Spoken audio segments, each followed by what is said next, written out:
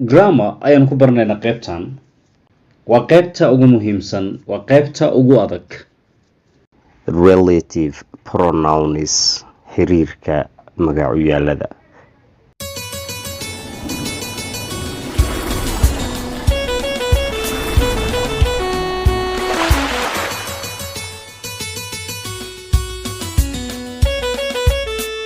Assalamu alaikum warahmatullahi wabarakatuh.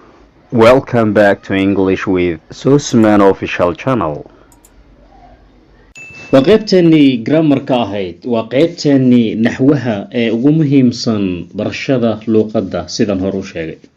Cashirka nagacaawa relative pronouns xiriirka magacyaalada. Relative pronouns magacyaalada wax isku xira ama xiriiriya. Look at these sentences jumladahan.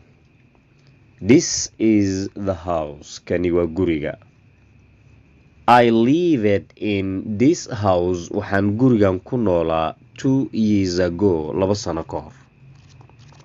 We can combine. Waxaynu isugu xiri karnaa these two sentences labadan jumladood and say dhihi karnaa this is the house. Kani waa guriga in which kaasoo I lived aan ku noolaa 2 years ago. 2 sano ka hor. This is the house. Kani waa guriga in which kaasoo I lived aan ku noolaa 2 years ago. 2 sano ka hor. The word ereyga which refers to waxay tixraacaysaa the house guriga and it joins waxayna isku biirinaysaa ama isku xiraysaa the two sentences labada jumladood given above sare laga siiyey which is a relative pronoun here which waxay halkan ka tahay xiriiriye magacuyaal halkan. A relative pronoun xiriiriyaha magacuyaal therefore sidaa daraadeed is waxa weeyaan a joining pronoun isku xire magacuyaal.